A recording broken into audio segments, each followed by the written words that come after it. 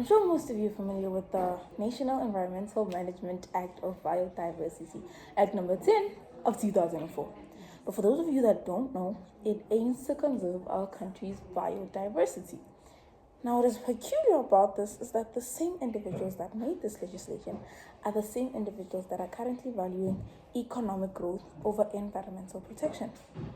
Greetings, and all. I am Thapelo Seshoka, and I am honored to lead a team that will not only give you facts, but that will leave you wanting to hear more about this topic of climate change. I am honored to lead the Protea Glen Secondary's team presentation as the first speaker. Joining me is Ntobeko Ngubeni, our second speaker, who will touch on the methodology, key findings, and problem statement, whilst Roto Onwara Muyumisi will touch on the significance of our study, the proposed solutions, and tell you as to why we know we should win today's presentation. Ladies and gentlemen, we're all gathered here today because of one main theme, a theme that has been around for over a year now, which is the increasing threat of climate change to our environment and water resources that necessitate communities to take radical action. Now, from that theme, as the Protea Glen Secondary, we have made our very own sub-theme, which is restoring the Klip River with integrated solutions for water security, environmental sustainability, and community resilience. But before we get into the radical action, the problems, you first have to know what climate change is. According to the Intergovernmental Panel on Climate change refers to the long-term warming of our planet caused by human activities. Now, this affects us in many ways. And by us, I mean our community in Protea Glen that has over 71,635 people and 21,500 households. And that is according to the 2011 census. Now, imagine, that is information from 14 years ago. Imagine how much the population has grown due to migration. In fact, why imagine when our second speaker will tell you all about it, and not just the population in Protea Glen, but the population in Soweto mostly. An effect of climate change that we face most in Protea Glen is water scarcity, which is the lack of fresh water resources. To make you understand it better, let me give you an example from my perspective. Now, I'm a person that loves a good quota after a long, hard day at school.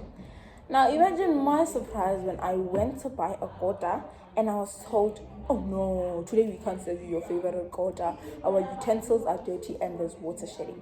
Water shedding refers to the shortage of water after a short or long period of time. Now, here in the Southwestern Township, specifically in Soweto, we experience the harsh realities of climate change, water scarcity, and water shedding firsthand. Our increase in population due to migration and our demand for limited water resources have made our area a water scarce zone. Now, extreme weather events like heavy rainfall, unpredictability, and pollution all threaten our sustainable development, access to water and sanitation, and our biodiversity. Whilst flooding and rising sea levels contaminate our resources with salt water and fecal matter, damaging infrastructures like wells and toilets, climate change is still altering weather patterns.